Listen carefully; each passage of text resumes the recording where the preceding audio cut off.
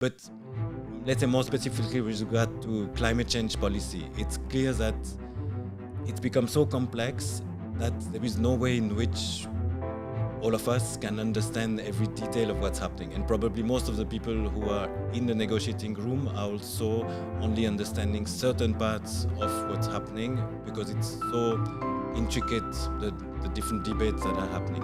And that's a problem because that means that we are losing sight of the big picture.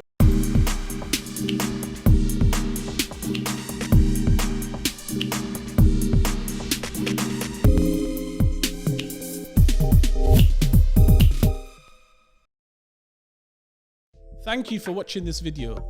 Please help us keep the show alive by liking and sharing this video and by subscribing to the show and making sure the notification button is switched on. For those of you who can help a little bit more, there's a Patreon link down below where you can contribute whatever you can. Every little does help, and all the money will go directly back into the show. You can also keep up with our latest content on Instagram at The No Show Pod, as you can see on the screen. As you know, The No Show is an initiative designed to make academic research accessible to everyone. So do contribute to the conversation, leave some questions, have a discussion, and I'll make sure I get back to everyone. Philippe, thank you so much for joining me on The No Show. I'm really pleased to have you. Thank you very much for inviting me. So your subject is a very interesting subject, or subjects rather, because obviously there is this global push for environmentalism and you know, paying attention to how we interact with the world around us. But you look at the global south specifically. How did you go about, what was the point that sort of attracted you to research in the global south? Well, I guess it's probably two things. One is, okay, I got to this through, in the first place, studying a course on my LLM when I came here to London for the first time on international environmental law. Even at that point, when it was still a kind of new discipline, it was very clear that the structuring of a lot of the issues, a number of the conflicts, direct or indirect, were structured around that north-south dimension. So it was very clear from the start. Then I guess the next thing that happened is that I then studied at SOAS, where I now teach on development studies, and that's probably where I started making the link more clearly between the international debates and the way in which they're reflected or they impact the global south, and the way in which some of the structuring of these debates maybe not sufficiently was and probably reflects to an extent not sufficiently reflective of the priorities of global south countries. That's from an international perspective. Mm-hmm. And from within these priorities, generally speaking, do you feel like there are steps, you know, being made in the global south that are positive, or do you think that the situation is still very primitive? Okay, that's a question which has gone through decades in a way where the global south is often seen as lagging in terms of environmental protection. I guess there are different things here. One is in terms of the adoption of environmental protection frameworks, environmental laws, let's say, the global south is definitely not lagging in the sense that from at least 70s, 80s onwards, the global south countries have done what, in a sense, we as people caring for the environment, all of us would have expected them to do. Where things had been lagging and still are lagging in certain cases and for certain sectors is in terms of the implementation and the enforcement of these laws. So the gap is not so much in terms of having shown an interest and recognized that the problems are there. It's more in terms of ensuring that the kind of frameworks you have adopted are actually implemented, and or that the kind of commitments you've taken at the international level are actually complied with. That's one level at which, at the international level, there's been recognition for quite some time now that one of the reasons why countries of the global south may not be able to do all that they're promising is a question of access to technology and funding. That's been worked on for a long time in the sense that most of the international treaties we have at international level concerning the environment do include some sort of a funding mechanism specifically targeted at countries of the global south that has worked to an extent. clearly not fully, but to an extent. What has worked less is the promise of technology transfer, which has remained one of the things where the demands, in a way, of the global south still remain partly unmet. So is the problem fundamentally resources in terms of implementation? Is it a resource problem, or is it the way in which the global north views the global south as, the ideas have to come from us and they have to do the implementation? No, but okay, so, that was the other part of your previous question. Is the global south always behind, or should we always only see it as behind? I guess it's increasingly clear that it's not the case. And one of the reasons for that is that if, let's say, probably in the 60s, 70s, the US was a clear leader in terms of environmental policy, nationally and internationally, it's clearly not the case anymore. I suppose with the previous administration we had before Mr. Biden, it was clear there was that attempts to actually weaken environmental protection.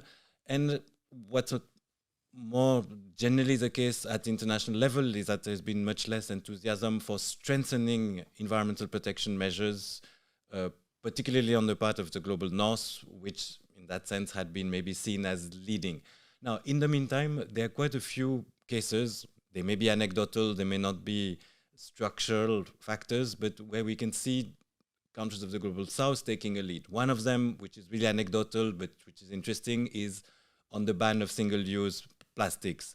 Fine, we need to address plastic use more generally, but single-use plastic is already very important in terms of getting everyone, all of us, to react to the problem. And there are quite a few countries that have been more willing, in a way, to take the measures that need to be taken. Other things that are maybe deeper in terms of structuring is the discourses around rights of nature. That idea is that essentially, okay, that may be a short summary and that needs further elaboration, that we need to move away or ahead of sustainable development that's been guiding policy for 3 decades at least, to something which is more reflective of environmental priorities generally rather than economic priorities, and which reflects better the priorities of people. So unsurprisingly, quite a number of these debates around rights of nature have centered around indigenous people's understanding of nature, both in the global south and the global north, but some of the countries that have taken some sort of a lead on these nature rights debates are countries like Ecuador that have already enshrined those in their constitution. So that, in a sense, is much ahead of what the global north has been willing to do by way of taking the next step towards thinking maybe environmental law for the 2020s, let's say. Mm-hmm. And on that sort of front, if we zoom in closer to that, I mean,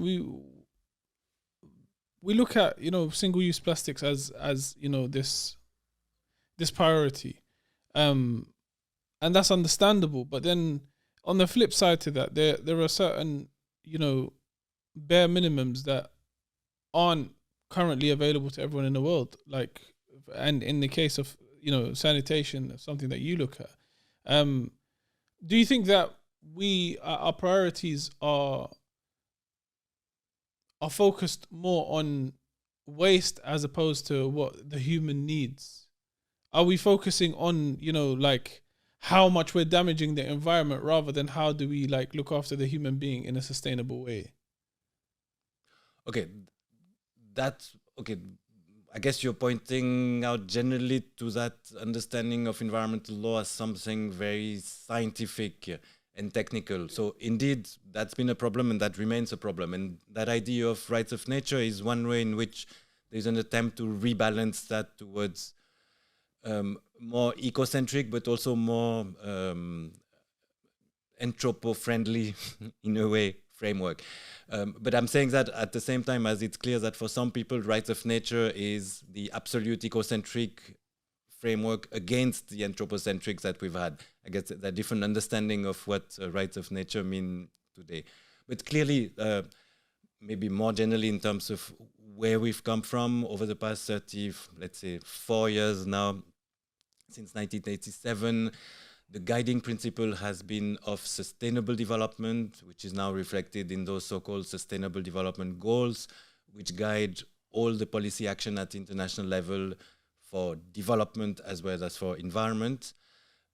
Sustainable development just hasn't done the job in terms of bringing together people and the environment. It may have brought together the economy and the environment to an extent, but definitely not people. And that's where there is that reaction progressively towards recognizing the fact that we need something that fosters better societies rather than simply better economic growth, which is still the focus of debates, as is visible even in the run-up to COP26. Mm-hmm.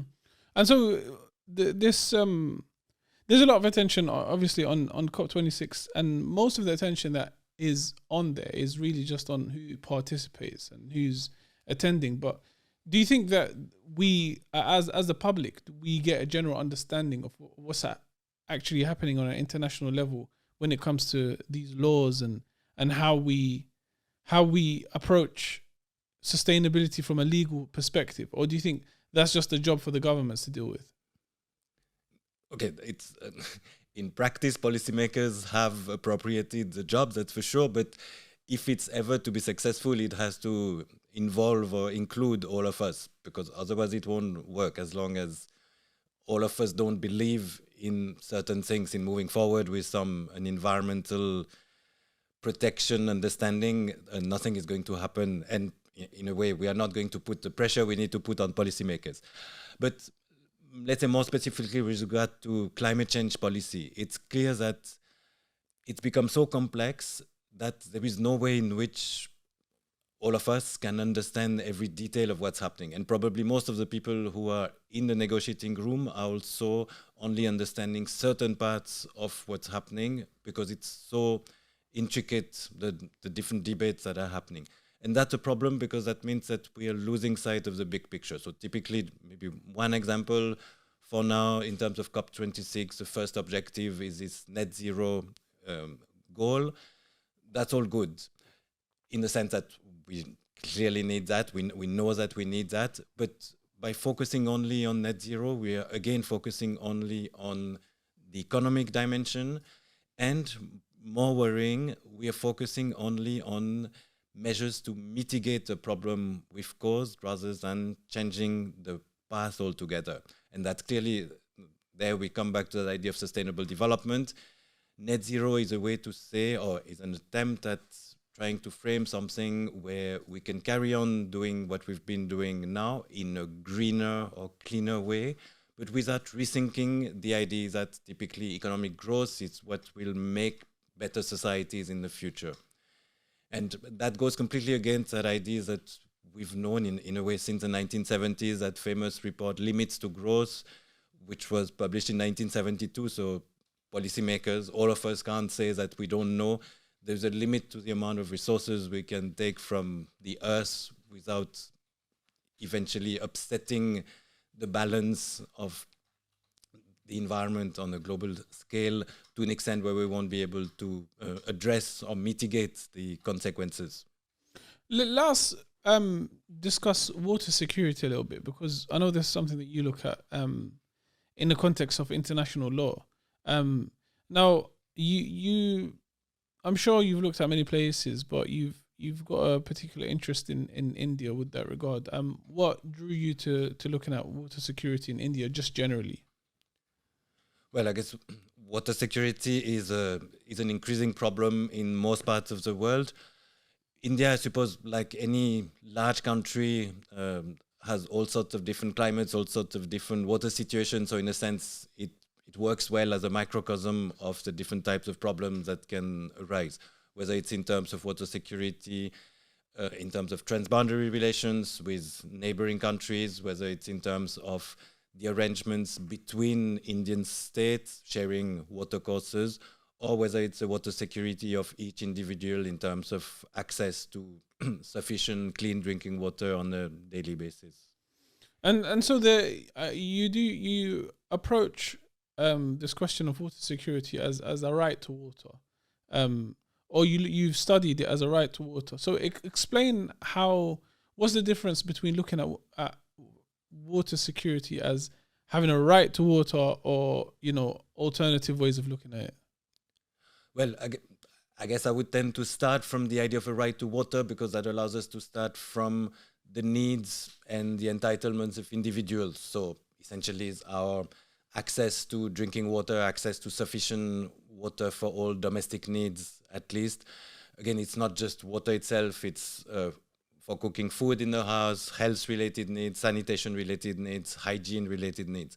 So all of that is basic. Also, at some level, that's where all of us understand where the issue is, because that's the same for every single person around the earth.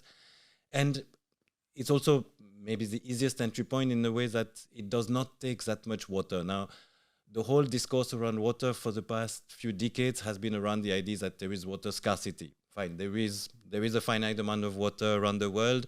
Lots of countries are facing water scarcity, but in many places, that doesn't mean all places. In some places, there may actually not be enough water to just give drinking water to everyone. There are places like that. I'm not denying that. But in most of the places, the question is not about finding enough water to just give 5 liters or 20 or 100 liters of water per day per person. The question is really about allocating water to different sectors. From maybe in the global north, it would be more industrial use versus domestic use. In the global south, it's often irrigation versus domestic use, because it's irrigation that takes a lion's share of water. So security in that sense, if we look at it from a rights perspective, in the first place, we can start by looking at maybe the smaller user of water, the domestic sector, put that in place, and then see what livelihood developmental activities can work with. And then water security is something which we want to look at from the local to the global level, because it's clear that the amount of water which is available in a given place, in any given place on Earth, is linked not just to the water that's been shared or that's available to that specific place, but indirectly, and in fact rather directly, it's linked to weather patterns or the rainfall, or if you put it differently, in terms of the global water cycle. So in a way, there is no point talking about water security only at a specific level. You have to really look at all different levels at the same time. And one of the things which is very clear is that every state understands water as being particularly important in policy and political terms, and they want to keep as much control over it as they can. So we are living in that fiction that there is no international, apart from transboundary water courses, where states have agreed to kind of cooperate when they have to the extent they have to. In terms of a broader understanding of the global water cycle, there is absolutely no willingness of states to say, yes, this is an issue where water security is actually a global concern, where solidarity or some other principle like that should come into being in terms of making us all cooperate. In the same way that, in a way, states have agreed to cooperate on climate change. But with water, which is actually much more basic and which is much more important from the point of view of local to national policy making, that understanding has not come, and it's partly because each state is happy trying to pretend that they have control over what they have control over, even though that means that they're losing an opportunity to have a broader discussion which would be more helpful in the long term. You mentioned that, when you look at water sector by sector, and there's I have an issue with that, because doesn't that just make us commodify water? Water becomes a commodity if we look at it in terms of this sector has this much and this sector has this much. Should we view water as a commodity in that sense? Okay, I might want to distinguish the two things, but they're linked definitely. One of them is that allocation between sectors. The reason why that happens in terms of policy and academic debates is I guess that every country at a given point, or every place in a sense, at a given point has to work from within a finite amount of water which is available to meet all water needs. So in that sense, once you have used all the water which is available today, the only way in which you can think your policy framework forward is to say, okay, how much is being used by this and that actor. Now, in terms of sectors, there is definitely a problem because we tend to, until now, often think of sectors in terms of drinking water, irrigation, industrial use. And then that means we don't consider the environment or the protection of water ecosystems.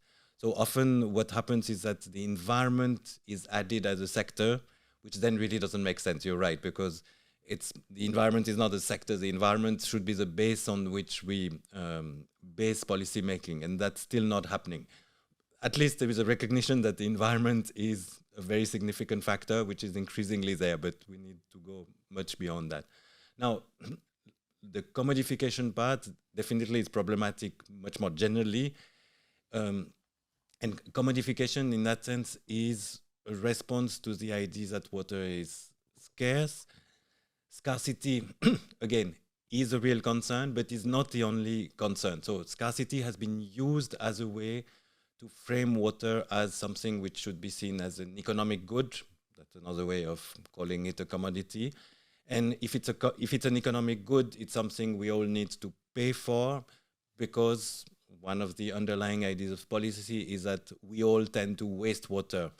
In other words, something that doesn't have a price will lead us to waste water, which obviously may be the case in certain situations, is definitely not the case for typically people who have to carry water on their head or their back to bring it home for domestic purposes. So it's a general policy proposition which has been used to make a general statement around the world on water policy, which clearly doesn't necessarily work in terms of being a universal answer to a real problem. So when you've done this research on sort of water law and the right to water in India. Now, what has been the general response to this research? The general response, I guess, is that over the past 10, 15 years, there's been an increasing understanding that there is a need for clearer law and policy direction in terms of where the water sector needs to go in the future, that it can't be left to what was largely the case in many countries of the world until relatively recently, namely let landowners appropriate as much water as they can because they happen to have land which sits, let's say, on groundwater, or land which borders a stream or a river, which has been the way in which so-called water rights have been framed for decades or centuries, depending on the case. It was partly for convenience sake, because water, unlike other natural resources, is difficult to appropriate physically. That fluidity of water, obvious in the case of a river, the water flows.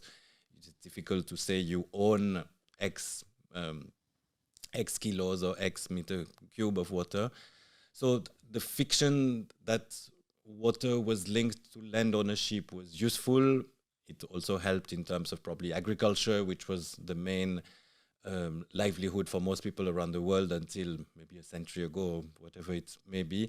Today, it's highly problematic because it gives landowners, in a way, undue control over water. And just to take one example, in most countries, there is a large percentage of the population who is not landowning, which is, in a sense means that they don't have rights to water. And that clearly is an issue in today's world, where we understand water scarcity as the starting point, where there is finite availability of water, and if not water generally, of safe water, that is water which is good enough for drinking purposes, for instance. So there is a clear need to move forward from existing frameworks, and that generally is something which is being recognized increasingly. There's, in that sense, when we sort of talk about the right to water, and do we have to rely completely on governments to decide that for us, or are there any other sort of I guess any other parties within society that can decide that. Like, for instance, the judiciary. The judiciary doesn't fall under the government, but can they decide that everyone has the right to water? Or is that something that we've historically left to governments to decide? Okay, I guess that we have different examples in different parts of the world. Let's say typically in South Africa, the right to water was enshrined in the new constitution in 1996. In India, the right was recognized by the Supreme Court in the early 1990s. I'm not sure whether that's where the difference will arise in practice. Then it's more a question of whether the government takes the measures that will make sure that the right is a reality for each and every person on a daily basis. These big statements that Supreme Courts or constitutions make are good. They're good for the kind of discussion we're having now, maybe for classroom discussion, but that's not what really makes a difference on the ground for people. So now in terms of who else is involved or what should we expect from government, it's clear that over the past few decades, maybe it's not us as individuals, but governments have increasingly tried to rope in or include or partner, in the language of partnerships, with private sector actors, which is part of that so-called privatization of water services. That's been an attempt to say that we can't do it all. That's also part of the idea that governments have been criticized for not having done enough until kind of the 1990s. The point at which private sector actors started being brought in majorly. So it's both the idea that governments cannot and maybe will not at a certain point. Private sector actors are brought in to foster, for instance, in simplified form, efficiency in water services, but efficiency comes at a certain cost. So obviously that means that, going back to the previous discussion, that means that we're asking people to pay more for the water that they're going to access. The cost is one of the first reasons why privatization of water services has been very controversial. It's not the only reason, because there's also been issues around the kind of services that the private sector actors provide. And that's true from this city and this country to countries all around the world in completely different settings, in a way, where privatization has been controversial. Maybe it's also useful then to add that this issue of right to water and or the integration or the call to other actors to get involved in water services can happen with or without the recognition of the right to water. So typically in this country, the human right to water is not recognized, but that hasn't stopped the kind of controversies that water privatization has brought to be relatively similar to what we can see in a country where the right to water has been directly recognized. This has, for instance, led some countries to integrate in their legal frameworks the idea that not only there is a right to water, but also that this implies that only public sector actors can provide the water. Mm-hmm. I mean, if you compare, for example, the UK and somewhere like India, obviously the geographical aspect is the obvious factor. In the UK, to have some like a process for sanitation is far more manageable than somewhere like India, where the scale of like the sheer size of India in terms of geography, but in terms of population too. Now, when we talk about the right to water, are we factoring into it the fact that there's, for instance, the aspect of sanitation? Are we factoring into the feasibility of that in certain places, like in India? But at that level, I'm not so sure. Okay, to an extent, obviously, scale matters and population matters. So obviously, 1 billion versus only a few dozen million people may matter. But in the first place, water services have often remained organized at the local level, at the level of a given city or a given region. So it's not necessarily something which is taken up in terms of a large-scale global problem at a country level, where then it would be different if it's all governed from New Delhi or all governed from London. So by default, in a way, it's quite decentralized when it's implemented. And in a way, I would say that from what I've seen, particularly in terms of the speed at which Indian cities have been growing over the past few decades, because urbanization happening at a very fast pace, it's amazing the way in which the system has managed to kind of catch up with population growth. So again, growth in terms of the movement of people from rural to urban areas. It's far from perfect. There are gaps and all of that. But in terms of typically what you're hinting at in terms of the infrastructure needed to ensure that people have access to a sufficient minimum amount of water, the state has actually managed to ensure to a large extent that there is a provision. And fine, it happens with water maybe more than some other issues, because water is so, okay, as they say, water is life, that we all know, but water is also then life for the government, because governments will fall on the back of crises related to drinking water. That probably all around the world there might be that possibility. It's maybe more in countries of the global south, where access to drinking water is more of a daily concerns for lots of people. So I guess water is particularly sensitive, and therefore that means that more effort is made. But it's impressive the way in which even the infrastructure, even if we stop at the infrastructure, has kind of followed the growth. Now, the real problem that we are having, and typically that's the case in India, but also in all sorts of other countries, is that with all these improvements there have been over the past few decades in terms of the quantity of water that people can access or have access to, the real problem today is more that of quality than quantity. And that's partly because we go and dig further and further, and we don't know what we're finding. A lot of it, okay, there's some regions in India typically that are finding a lot of groundwater laced with arsenic. So that clearly is not suitable water. It may be available, but not suitable. And it's also the problem of with economic growth, that's population growth, economic growth, development in that sense, increasing pollution of water sources. So you may have water which was safe at a certain point, which is not safe anymore. So the real problem is more in terms of ensuring that the quality of the water which is available to people is deemed to be appropriate. And in all the contexts where the struggle has been for decades to provide water, just provide water for survival, the way of checking that has been in terms of a number of liters per person per day. That's kind of easy to monitor. The quality of water is much more difficult to monitor. Mm-hmm. And that's where we'll often hear people, I guess, in rural areas saying, oh, the water is sweet or not sweet, because there is no daily testing, or there is no way of necessarily knowing whether the water is safe or not until and unless you get ill, and that illness could be the next day, but could also be a few decades later. So where do you hope to take your research from here? What do you want to build on your existing research?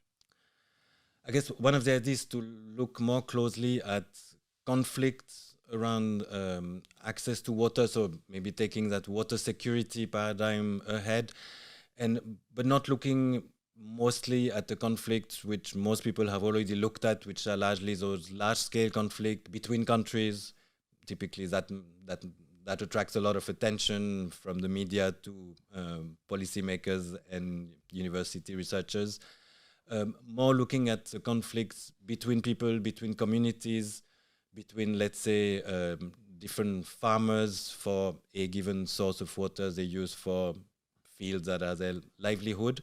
Because these kind of conflicts are often solved at a local level, at an individual level, without reference to any framework, but they're also often left simmering for a long time or forever because there is no framework for addressing them. So and in a context where there is more and more water scarcity, that's for sure, there will be more and more water scarcity in lots of places at the same time as there will be increasing water use. So it's a double problem that's being created. It's clear that the number and the scale of water conflicts is going to increase in the future.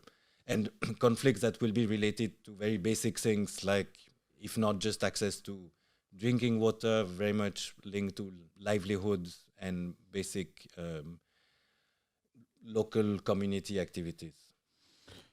So if you can give one bit of advice to anyone that's hoping to get into this sector or this field of research, what advice would you give them?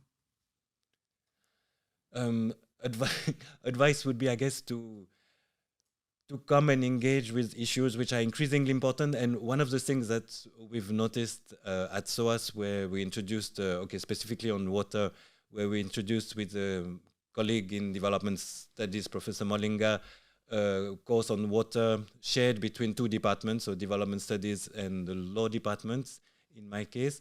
At first, we were struggling to attract students, and the students who were coming were people who had largely already worked in the water sector, so had a specific interest in water. Today, it's one of the most popular courses we have. And I guess one of the explanation is that increasingly students, or generally people around, are understanding that challenges are changing and that there's a broader array of issues that need to be considered. We can't keep typically, let's say, focus only on climate change as the only environmental issue that needs to be addressed. This is not to say that we don't want to address climate change. Obviously, we want, but climate change in a way is so broad and vast that we also need to be able to disaggregate the problem and look at the more specific issues arising. Also, look at them from the local level to the national and international level.